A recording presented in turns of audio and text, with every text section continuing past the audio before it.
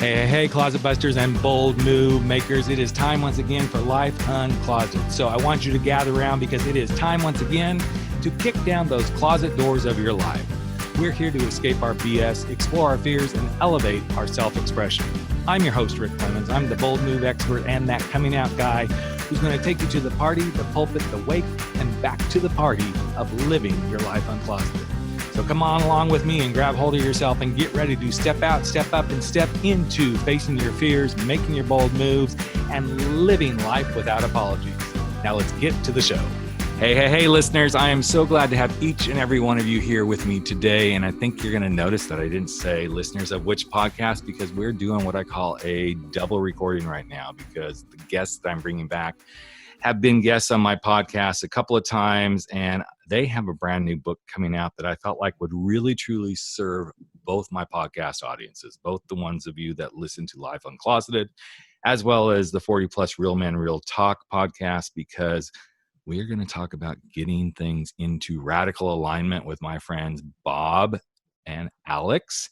And I've known Alex probably now at least 6 years. And then she latched onto this handsome dude, Bob. And then it's like, okay, well, I guess I get to know him too. But so Bob Gower, Alex Jamieson, thank you so much for being here, guys. I'm so excited for your brand new book. And it's going to be out in just a week. Can't wait. And I'm excited. So, okay, the show is yours. I'm going to shut up. You guys just tell us what the book's about and we'll be done. So. Rick, thank you so much for having us. Of course. I always enjoy these conversations. And I'm going to tell a little story just because it's been a while. But Alex and I met not many years ago, but probably 5-6 years ago at Jonathan Field's Good Life Project Camp. And she led a little workshop on, really taking care of yourself and stuff like that. And I just knew I had to have her on my podcast. And then literally everything kind of took off from there. So, yeah, now you can't get rid of me.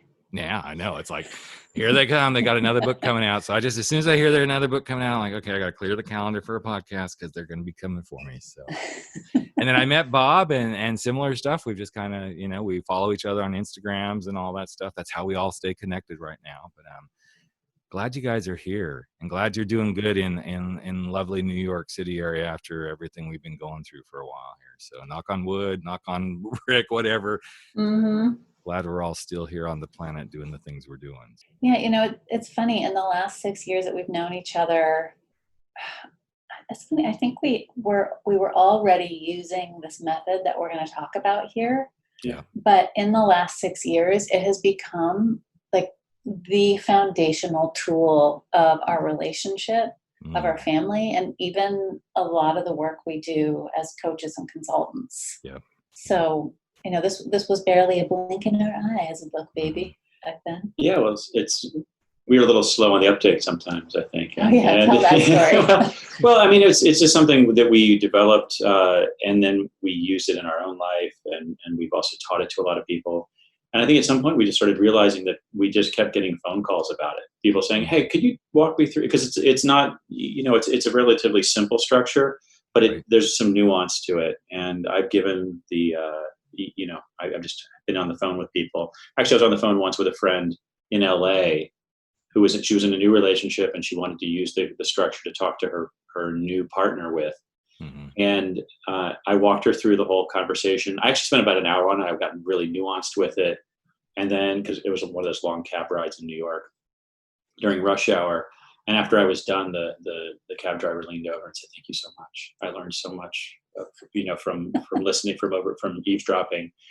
And I think we just realized that, this was something that we wanted to get out into the world, that it was something that was really valuable. It was something that's important. And when we were looking for our next project, we were like, this is the thing. Yeah. That's awesome. Yeah. It's so interesting when these things start to come together like that. And I purposely haven't dove into this a whole lot because I know anytime that Bob and Alex put something out, it's well worth it. And I didn't want to be so into it that I'm like, okay, I'm going to do the typical interview. Like, well, tell us about this. And, because I know I want to be really spontaneous and curious through this, but even just the title, and Alex can kind of relate to this because we've known each other since camp, that I've been trying to really find my alignment with my work, even though I'm like, yeah, I'm coming out coach guy. I know this sort of stuff and da-da-da-da. And I wandered about the planet for the last 10 years, like, oh, well, maybe I'll go over here. Maybe I'll go over here.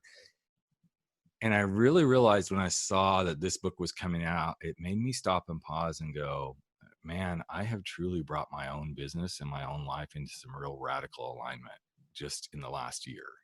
Because I got back to the core, what I'm about, what I want to be doing. And I'm sure there's many, many beautiful tools within this book and things that you guys are bringing to the world that will help us all see how you do this. So let's dive in.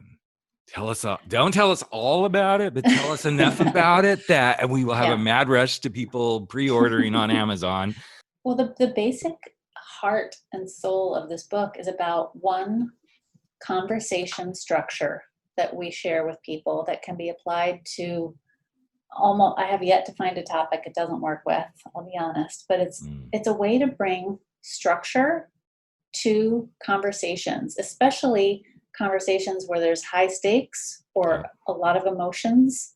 And most of us aren't used to having important conversations with structure so that everybody, like, this is about creating psychological safety for everyone. It's about creating a safe space and kind of rules of engagement, how we're going to communicate with each other so that everyone is heard, so that a diversity of voices can be presented in the same place about the same topic. And Rick, I don't know about you, but I was not raised to have formatted, logical conversations where everybody felt safe. Nope. And nope. Mm-mm. So, and it's a very, very simple 4-step conversation. So we'll tell you what that is. And then we can even like role play one for you. Cool. So you each share your intentions, concerns, boundaries, and dreams about whatever the important topic is. Yeah. And we also want to get clear about what we're talking about to start off with, right? And usually it's sort of why, so, it could be that we're going to talk about launching our new project. And the reason we want to talk about it is because we need to get clear on, what we're going to do in the first quarter, what we're going to do in the next 3 months. Or it could be that, at home, we're going to talk about our finances. And the reason we want to talk about our finances is because we want both of us to feel like we live an abundant life and not feel constrained, but we also want to be saving responsibly for the future, something like that, right? So it's sort of, and it can span personal and it can span business, but it's really like, what are we talking about and why are we talking about that? And often that's just a revelation as well, That makes so much sense. It's interesting because as you're saying this, I'm in a situation that it's one of those situations where I have to have a conversation with a customer, and it's escalated because I work for somebody else part-time, and we've escalated this to like, okay, we're all at the highest levels, like, okay, we're going to do this. And I am so dreading this conversation. Yet just the 4 things you just laid out, I'm like, oh, okay, there's what I need for this conversation. Yeah. Lay it out there, It's so really, fascinating. We like to say that it helps to kind of help you spot any potential emotional landmines before you get there.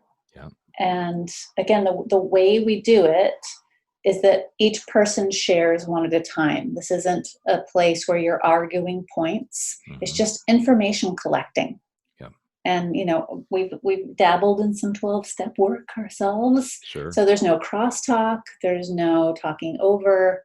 It's just, 2 minutes for me to share my intentions. No, what are your intentions? Yeah. And there's really 2 ways. You can even use it, you could use it to get clear with yourself before you had this conversation as well. And then you could also use it with the other person as you have the conversation about the topic too. But even as you guys are talking about this right now, I mean, you're using some terminology that I don't think a lot of people even have tried to access or go to, because we started into a conversation. Okay, let me tell you what's wrong. Okay. Mm-hmm. Or, and as you guys were speaking through this, the thing that I was thinking is this is creating the pause. This is creating the breath. This is creating let's slow down. Because if you have to think about, okay, what is my intentions? What are my concerns? What are my boundaries? What are my dreams? What is it we want to talk about? And why is it that we want to talk about it? I'm already breathless just saying those things, right? So I can't be angry. Well, I could, but I can't really be angry because I have to pause. Mm-hmm. And I have to like, okay, we're slowing this thing down. Yeah. And I think that's part of the beauty of what you guys are putting together. And we have to take each other's perspective as well. Like, I'm going to give you space to share your concerns. And rather than the concerns being shared in the context of, hey, here's why you're wrong and what I think is going to go wrong, it's more just like, these are my concerns. These are the things that I'm concerned about. And one of the ways we like to set the conversation up is like, look, we're not going to, as Alex said, we're not going to crosstalk. We're not going to slip into problem solving mode. What we're here to do is to share information.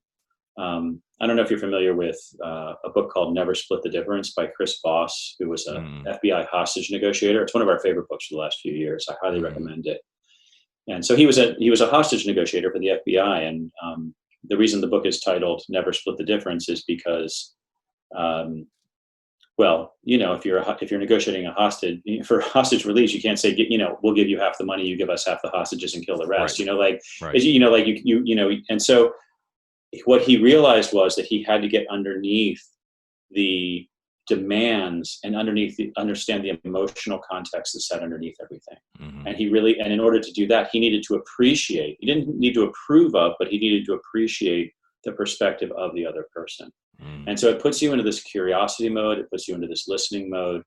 And actually, Chris has his consulting group is called the Black Swan Group. And because he calls it that is because when you use his methodology, when you dive underneath and you look at things from an emotional context, solutions that were invisible, or they suddenly can appear to you. And so we don't think of this as a problem solving or a negotiation tool, but it's something that can precede those. It's something that can kind of feed into those because it gives you complete information, or more complete information, to go into those with.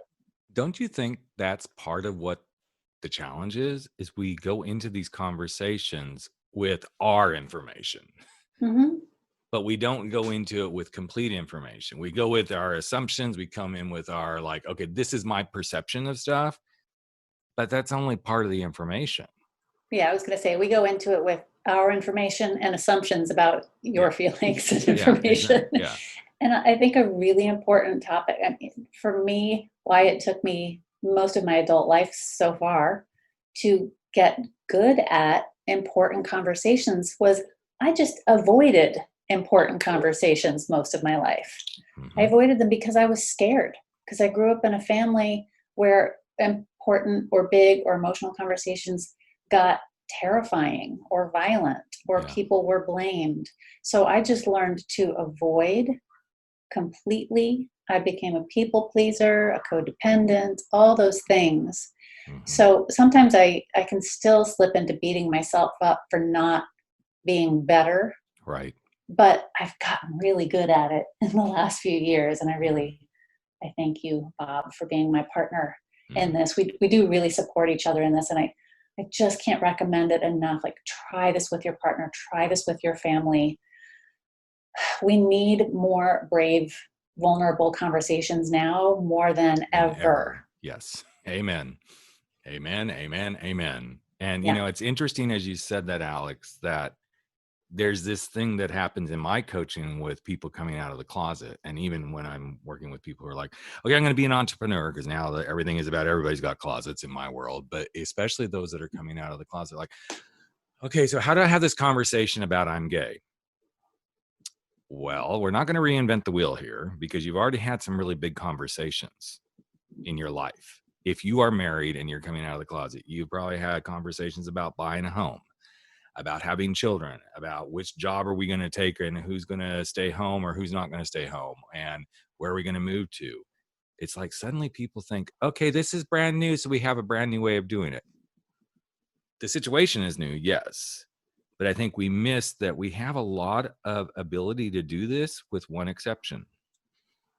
And you just said it. Nobody ever sat us down and said, here's how you have these big conversations. Right. Here's how you do this with mutual respect. Here's how you do this when it's really scary and the stakes are so freaking high. And I love that this is what you guys are bringing into it. And again, I like how you position it, that this isn't necessarily quote unquote solving the problem, but it's setting it up so you can better solve the problem. Yeah, absolutely. And I take it as I have to call out what happened last week. a huge parenting win that unbidden out of nowhere at the dinner table, our 13-year-old son said, "I'm really glad I'm being raised learning how to care about other people's feelings." Mm. And I practically cried. It's Of like, course. dude, me too. Yeah, I cried am when so- when I saw that post that you put. I'm like, her baby's growing up, and she's a really good mom. You go, Alex. You go, Bob.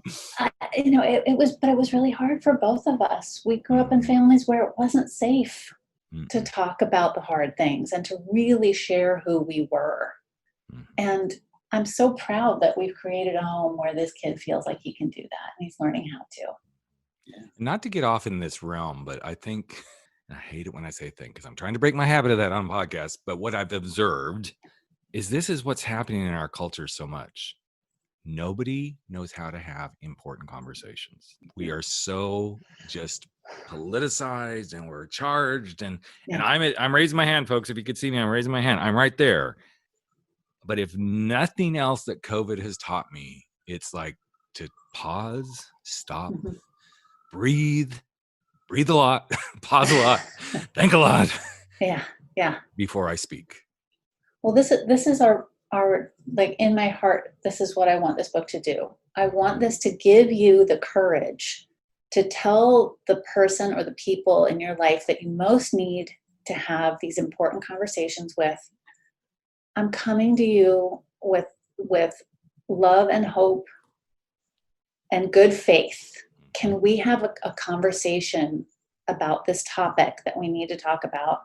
And here's how we'll do it together so that we can both come together, again, in good faith with respect, and talk about this. And I tell you what, I've had a conversation in the last few weeks with an old friend and client that I was like, we really need to talk about some of the stuff you're posting on Facebook.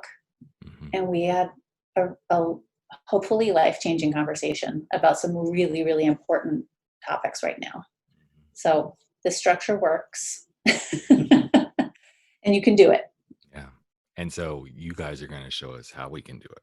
Okay. You said that. You promised that. We're not getting off this podcast without you guys living up to what you said. And I have seen firsthand in some video stuff, and I've actually seen Alex in live do some amazing stuff, but I've seen both Bob and her do stuff with their other book, Hell Yes, which we've got to get that book plug in. Plus, they've both got other books. I mean, it's crazy. These guys write books like I Changed My Clothes. So, it's just but I'm working on mine. I'm working on book number 2. And then I get interrupted to do a podcast with Bob and Alex again. It's like, okay, well, that book's not getting written today. But so, yeah, I'd love to just kind of let's dive in. Yeah. Do you want to pick a topic, Alex? I actually think the conversation that we've been in around family vacations. Yeah. Right. Unless you have another one that's top of mind. No, that one puts me on the spot a little bit, but I can handle that. I know. But it's we're on a podcast for men in their 40s or men over 40s. So yeah, it's helpful. I'm a man over 40. So. So the first step is just to get clear about what we're talking about and why. And we're talking about going to visit your family. Yeah. For your mom's 90th birthday, which is not a super close drive. And we're talking about it so that we can decide whether to go and how to best handle the situation. Yeah. A little bit of background, my family, my family's very small. Like it's just my brother and his wife and 2 kids and my mom. And they live, about a 4-hour drive away. So it's not super close. I don't see them that often. Another little more background is that we're not the closest of families. There's been some difficulty over the years, but we've remained connected rather than going for full estrangement. We've decided to remain connected and cordial with each other. They might describe it very differently than I do, but that's how I describe it. So okay, gotcha. So we're now in the age of COVID, and also with something as significant as a 90th birthday, which feels like a significant moment. There's a desire to have a gathering of some kind, and so there's some debate.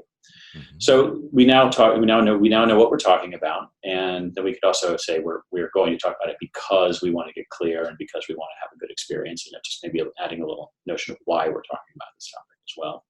I should also note that I'm talking about this with Alex. and I'm not talking about it with my family. So the way I might approach the question with the conversation with my family is actually very different than the way I am approaching it with someone with whom I trust completely. So yeah, and this conversation will help you have tell them have that or talk with them about it. Yeah. So sort of like, yeah, great. So what are your intentions around going to see your mom? So my intentions are to, with an aging parent, like I think and acknowledging that she's getting older, and as we all are getting one day, closer to no longer being with us, but wanting to be a good son, and to the extent that I can, and by good son I mean to the extent that I can, give her the best experience she can have of her later years. And I know how important family is to her.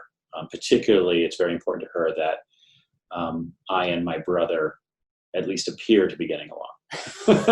So, highlight on the word appear. So to be, I can relate. I can relate. Yeah. So to give, if we do go, to give her a little bit of a show, and if we don't go, to give her at least, to not make the experience any more negative than it needs to be. So my intention is to take care of her. Primarily, my intention is to take care of her, and also not to make myself a doormat or a victim to the whole thing as well, to preserve my own sanity and my own boundaries. Yeah. And I guess my intention is really just to support you in whatever decision we come to. It's a much easier emotional load for me because it's not my family. So whatever choice we make, my intention is to be a full yes to it.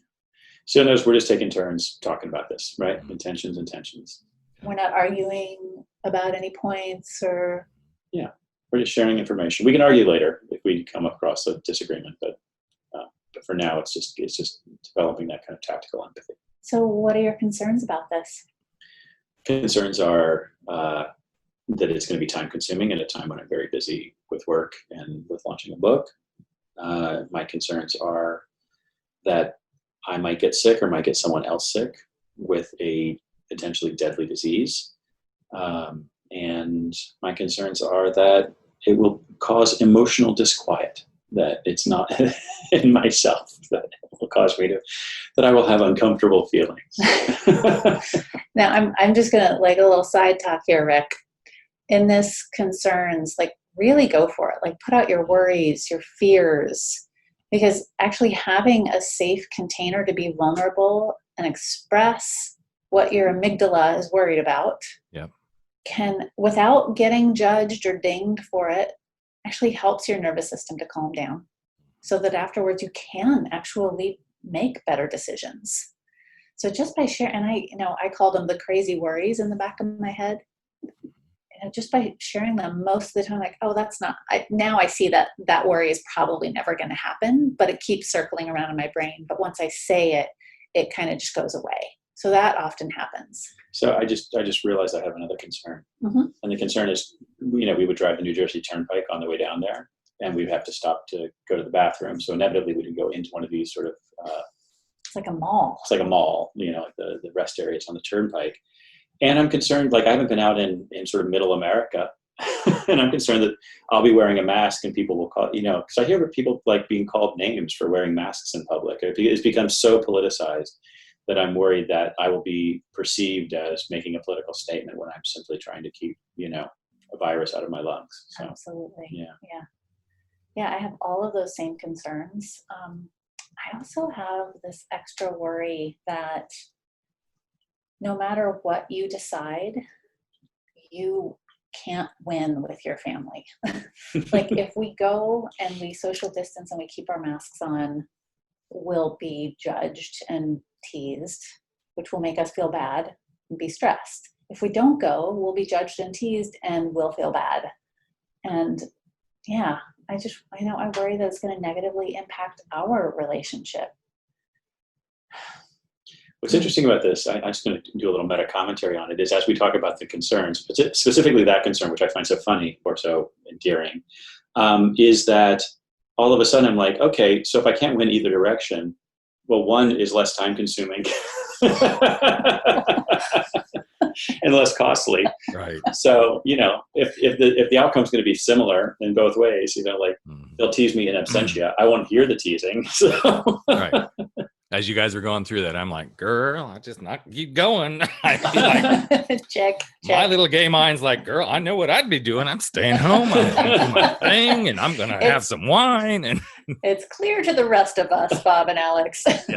Yeah. Well, that's the beauty of the conversation, is that it really just helps you get painfully clear sometimes. And these sort of things that are just kind of like vague discomforts, when you have to give voice to them, all of a sudden you're like, oh, that's what's going on there. Yeah. And then especially in the concerns, it is like a Instapot holding everything in, but as soon as you like, oh, okay, it's done, and then we start to pull out, okay, well, it's this and it's this, there's no energy left. One of the things that I've said, not that this is all about me, but it's interesting, as I was listening to you guys, my last talk that I've done, I bring up the line of fears are only as alive as we give them life. Yeah. And this is the same thing. The concern is only as alive as we're going to give it life. And you guys are just showing how just bringing this out as part of the conversation is so powerful. Yeah, and speaking them is really powerful as well. Because when we speak, actually, what is it that we have a good friend who's a neuroscientist, and he talks about, like, as you speak, it comes out of your mouth and it comes actually into your ear, and it actually has a neurological impact in a way that writing it down in simple awareness doesn't. That it actually can kind of like soothe and regulate your system in a certain way. Mm-hmm. Yeah, that's why affirmations work. That's why mantras work. So Cool. Boundaries. Yeah. The next piece is boundaries. And you can think of this as, what do I need or suspect I need to be my best, to show up? What are my self-care rules for myself? So I have a few that are very clear. One is, if we go, we don't stay overnight. I know your mom has invited us to stay in the hotel that's there in the nursing home. Which is closed currently. That's wishful thinking. But right. Anyway. It's really not even open. I don't even want to stay in a hotel. We would drive down, say hi, and come back. Yeah. We don't touch or hug anyone. We wear masks the whole time. We stay outside, no partying inside with everybody. And I don't think either of us should have even one glass of alcohol. And it's not just because of until we get home. Until we get home, and then we can have some. It's not just the driving, but I know for myself, I get tired, I get cranky, and I have less willpower and patience for BS. So I am not going to be your best partner if I have even one glass of wine. 100%. What are your boundaries?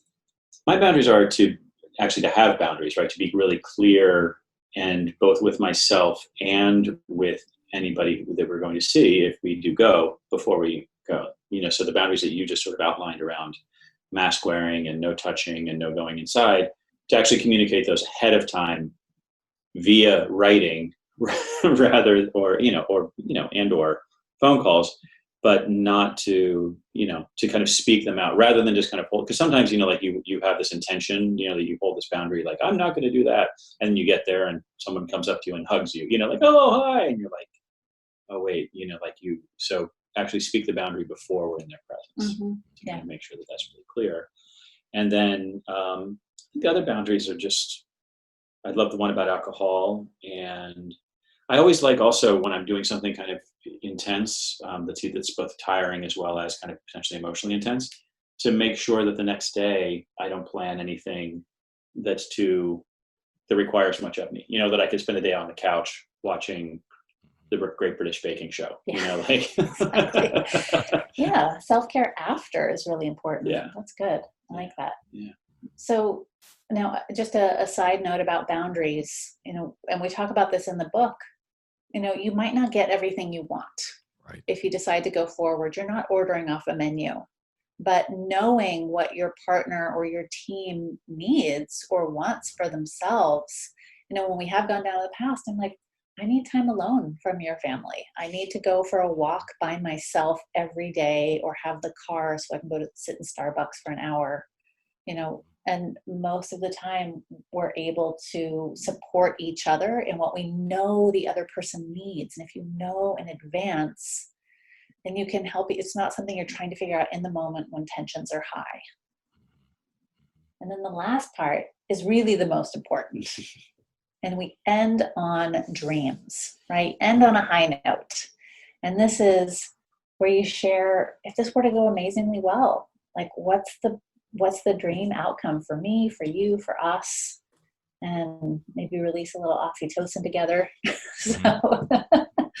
So what is your dream outcome for this? This is a tough one, right? Because it is such a fraught thing for me to imagine, like in many ways, like to imagine the dream outcome is nothing bad happens, is like there is no fight, there's no emotional upset, no one cries, like that's feels like a low bar, but it's a real bar.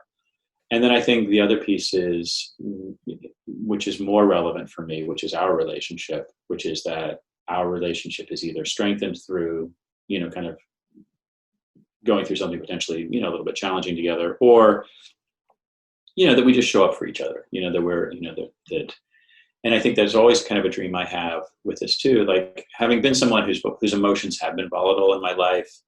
And I know stuffing emotions doesn't work, but I also know like spreading them around doesn't work either, that I do neither of those things, that I acknowledge the emotions that I have, but I don't actually express them in a way that damages any relationship or causes any upset, either with us or with any of my family members. Mm-hmm.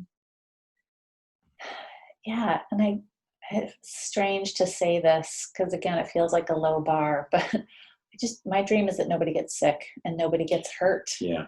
And that again, it's kind of making it a little bit more clear about what our decision is now. Rick, we have used this conversation.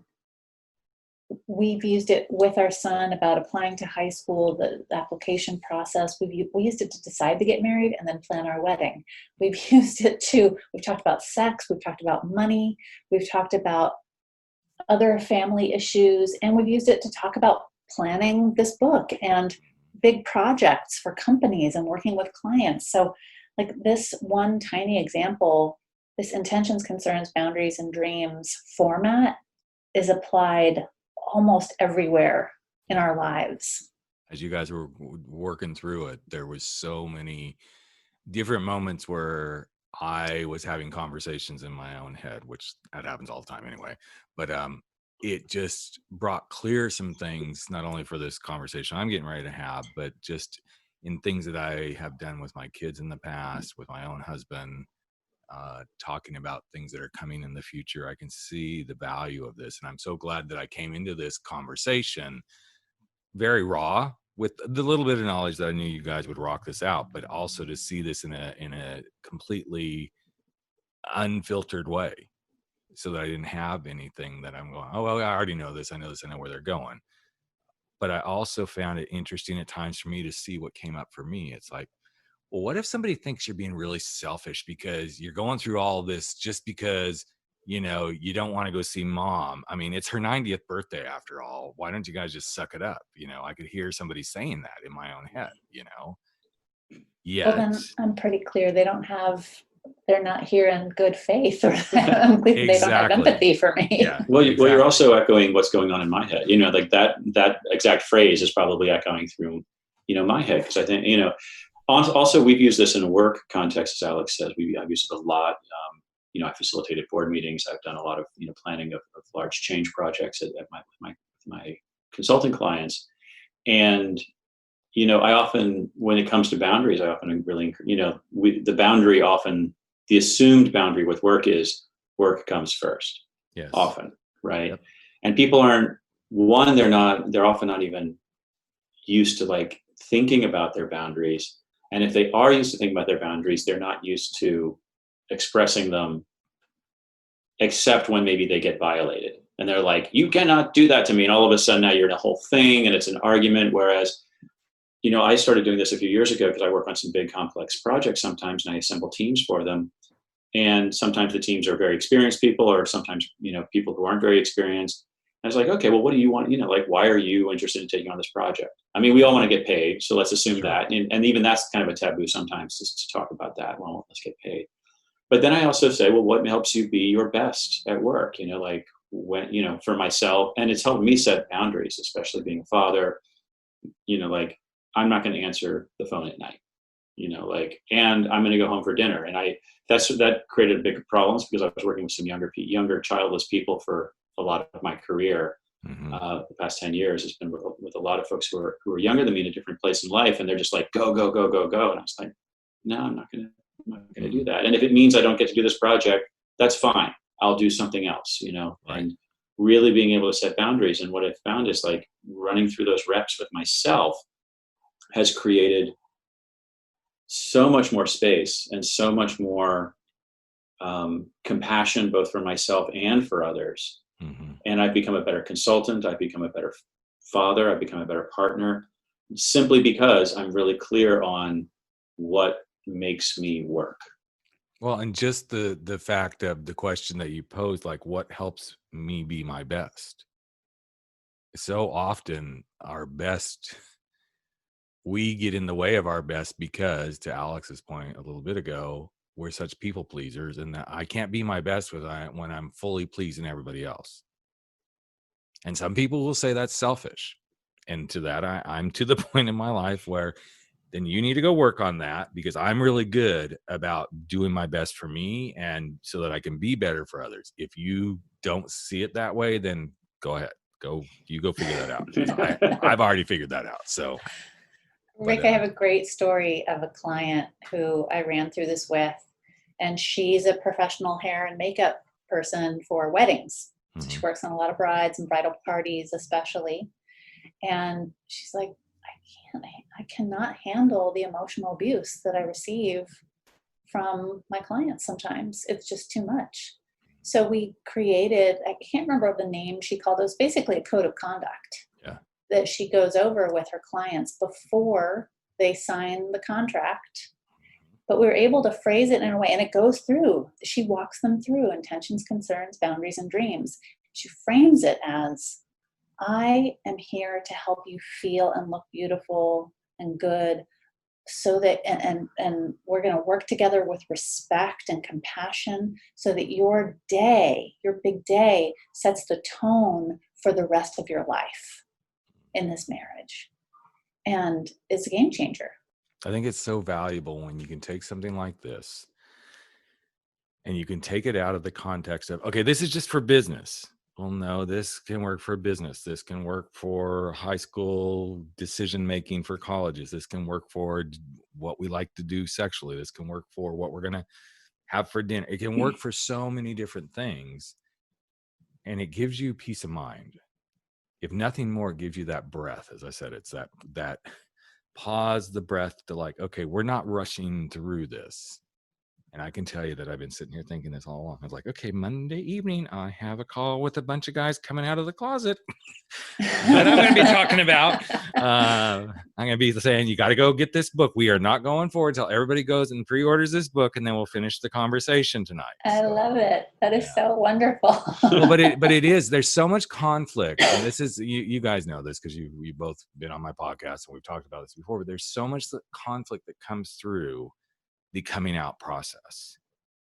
But if you just took these 4 steps and started to have these kind of conversations, when somebody says you can't be gay, okay, well, let's have a conversation about that. But let's be very clear on what our intentions are that we'd like to get out of this conversation. Let's be clear on what our concerns are. Let's be clear on how we're going to have boundaries around how we do this. And as you guys were doing this, I was taken back to some spaces with my own parents over the years where I finally said, I am fine with you being where you want to be in your perception of me as your gay son. However, here's the boundaries of how things need to go down when I'm in your presence. I need a break. If at any point in time we start going down the religious rabbit hole, I will disengage and I will walk out of the room. And it was like, you could just see them like, but it was so empowering to me, not because I'm winning. It's like, no, I'm taking care of myself. I want to be in your presence, but I can't be there when this is going to be the outcome. Yeah. And my whole point for coming, and this was before this was all, baked by you guys. My whole point in coming to visit you is I want to just have a nice visit. That's it. I want to be able to see you. But if I can't come and have a nice visit, then the dream isn't going to happen. It's that simple. Yeah. And it's been interesting as we've all aged to see how we've smoothed things out. Doesn't mean it's perfect. It still goes, we still go derail from time to time, but I realize how much of what you guys have put together can help so many people just in my world of coming out and really having the great, powerful conversations. Or for the other world of my guys that are in their midlife who are hitting those strides and going, I got to do something different. But what about the house and the big income and the prestige and da-da? It's the same conversations.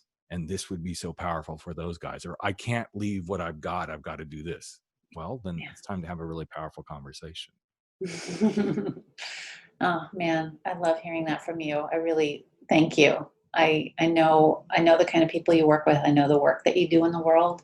And to hear you say that this tool is so valuable just means the world to us. Yeah. And I'm serious. It's going to be something that I will be putting on my reading list. I just got another book that's added to it, guys. But what's the thing that you feel like you two, as we kind of wrap it up here, that you two feel like you have gained the most from by working this muscle and practicing this practice? Well, I'm actually, So I turned 55 in a month now, just a few weeks. And it's kind of speaking to your men in midlife. I don't think I really started living until I was probably like in my mid 40s, early to mid 40s. Did I really sort of really get intentional about what it is that I wanted to create? And actually I have a tattoo on my arm here that says the second best time is now, just to kind of remind myself. There's an old sort of proverb, right? That like the best time to plant a tree is 20 years ago, but the second best time is now, right? Like you still have time, don't waste time. And I think what this conversation has done and what this style of communication has done is it's allowed me to really deeply face and have difficult conversations both with myself and others about what it is I want to create and what I want my life to be about. And it means that I'm not living with regret. It means that I'm not living, that's a little bit of a lie. I certainly have regrets. I wish I'd started 20 years ago. And that's water under the bridge, right? That what I've got is where I'm starting from where I'm at now. And I'm going to let go of regret. I'm going to let go of resentments. I'm going to face things head on. And I am going to build the life that I want to the extent that I can. I feel so supported in this relationship to really be my full self. It wasn't until the last 4 or 5 years that I'm like, oh, I am an artist. I'm an artist. Yeah. And, being able to own those parts of me that were hiding and secret and scared, because I know I have, we have worked this muscle, and I know he is for me and I am for him. And we've demonstrated to each other that we can explore tough topics and grow as individuals and together, which I did not have in my first marriage. There was no self-reflection. There was no ability or even expressed desire to have conversations like this. Right. And to really be able to be yourself is, man, I mean, this. Yeah. It's like the biggest gift and goal in life. I always say to be yourself is one of the greatest orgasms you can experience. But also there's a little secret. If I remember right, now that Bob brought up the whole birthday thing, I believe Bob and I share a birthday. Do we? I think so. I think yours is August 4th, right? It is indeed. Yes. You, me, and Obama. Yes. Yeah. Yep. Yeah, he already called me and said, "Hey, bro, what you doing this year?" I'm getting out and doing some little hell raising to try to get things back on track. I'm sure I'll see you somewhere out there doing the same thing. But yeah. And it's interesting. I'll be 57 this year, and I realize how much not giving a shit about things has become more and more a common muscle for me to use, but how much giving a shit about the right things is also a muscle that I'm starting to use. But I can't bring balance to both of those without doing the work. Yeah. And I think what you guys have now delivered again is a beautiful tool set that can enable people to do the work if they're open to doing the work. And I think that's the key of all of this is you can have powerful conversations and you can have powerful outcomes, but you can't wave a magic wand. You got to be willing to do the work. Yeah. So, thank you guys so much again. Rick, thank you so much for having us. It's so good to be here with you. Such a pleasure. This is such a good example of how you can step out into two completely different worlds, and many worlds, but especially, with my listeners of the coming out people and the life uncloseted sort of people, and then the guys in midlife, and take something like this and realize this applies to a lot of spaces. And I don't know, I'm getting some chills about this because I think this might be another one of those books. So I hope you guys really do well with this one. It's already impacted me. And as usual, because I love these guys so much, and since it's not just a single podcast, whoever sends me an email at rick@rickclemens.com, I am going to give away 4 copies of the book, 2 for each of the podcast listener groups. Send your name in. We'll get you either the hard copy, Kindle. You tell me what you want. I want to get this in 4 listeners' hands because I think it will do you amazing work. So that is so cool. Thank you. Of course. So, okay, well, I guess it's time for the 3 of us to go back to solving the rest of the world's problems. So thanks again, guys, for being here. So love having you guys and being connected to you. Me too. Great. Thank you. Hey, Life Uncloseted family. Another episode of Life Uncloseted has come to an end, and it is time for all of us to sashay away and go face our fears, make those bold moves, and stand up to living our life without apology. But before you do, I've got a favor to ask of you. Would you hop over to iTunes or Spotify or Podbean or wherever it is that you're listening to this and just give us a little bit of love if you like what we're doing here at Life Uncloseted. Here's what it does. It helps other people find the show. It helps other people get to know what we're all about. And you just might help change a life. In fact, if you really want to change a life, we'd love it if you just ask a friend to take a listen and see what they think. So that's it.